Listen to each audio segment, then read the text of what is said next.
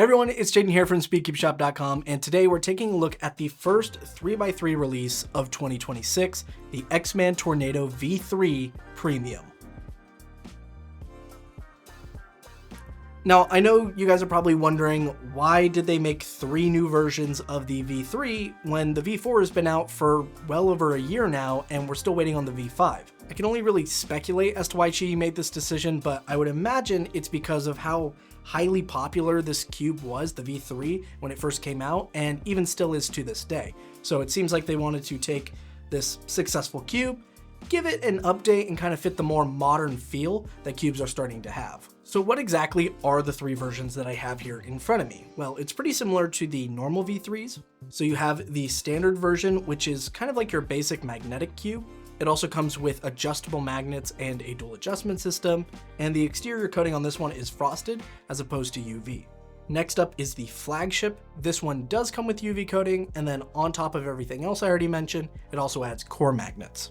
And last but not least, we have the Pioneer version. This one also has UV coating, and then on top of everything the flagship version has, it also adds maglev.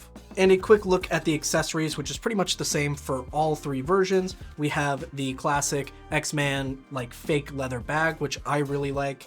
And we also have a tool to help make adjustments to the magnets, an in-depth adjustment guide, looks like a beginner's guide, and a RU guide, which is so big I can't get all of it in frame if I want it to stay focused.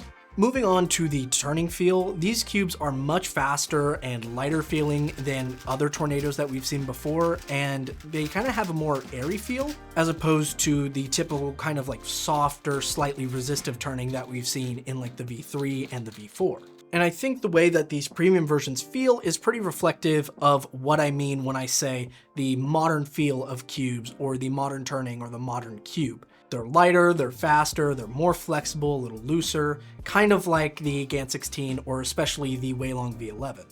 Now, to dive a little bit deeper into the turning for each of these cubes individually, the standard is a bit more unstable than the other versions, as it is only a magnetic cube. This is something that the flagship version addresses by adding core magnets, makes the cube feel a little bit more stable and a little more controllable. And the Pioneer version just adds a little bit more speed on top of that by including the maglev, but it's still relatively controllable thanks to those core magnets. And that's pretty much it for the turning feel. Let's take a look at some other things that have been updated, like the dual adjustment system. As we can see, the adjustment system looks a fair bit different. It is still toolless. You have these little raised bumps on this inner circle piece here that you just use your fingernails to kind of just turn the whole adjustment system. And if you look closely, there's actually 8 settings instead of 5 this time for both the inner and outer ring.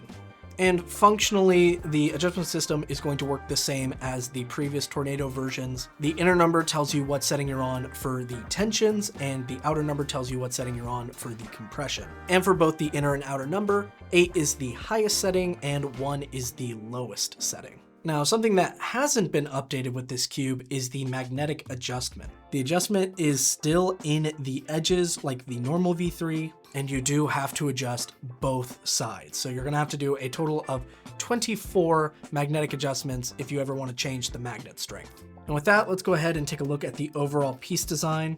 The edges look basically identical with the exception of the V4's magnet layout. The corners also look identical, but once again with the exception of the V4's magnets. But as we look at the core, we do actually see a difference. The core seems to be a bit bulkier on the premium V3. Which does make sense, as QiYi said the core is supposed to be more durable on the premium version. But even though we have a bulkier core in the cube, it's actually lighter than the normal V3. For example, if we look at the Pioneer versions for both cubes, we can see that the normal V3 is about 82 grams, while the premium V3 is only 74 grams. Now, I will say, just by looking at the piece design, I don't really know where this weight reduction is coming from. I've never really been into the kind of like whole designing cube side of things. So if you guys know the answer to why these cubes look the same but are actually weighing differently, feel free to let me know in the comments below. I'd love to hear why. And now we're at the part of the video where we have to decide, are these cubes even worth getting in 2026? And while I give my answer to that, I'll have a couple of solves playing in the background. That way you can see how they perform during actual solves and not just spamming algorithms. So are these cubes even worth getting?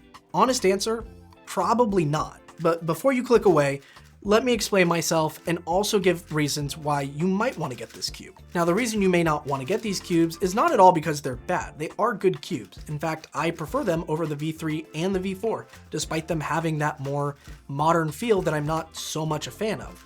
The real reason why you wouldn't want to get these cubes, or may not want to, is because there's already cubes like this out there for a very similar or cheaper price, including the Weilong V11 and even one from QiYi themselves, the XT3. Granted, these cubes have a bit more customization than the XT3, but they feel fairly similar. And another reason you may not want to get this cube is because you might already have a more premium cube like the GAN 16 or the Super Weilong V2 or Super Oolong. There's not really anything that the V3 premiums have to offer that doesn't already exist or have a better version of in the GAN 16 or the Super Weilong V2.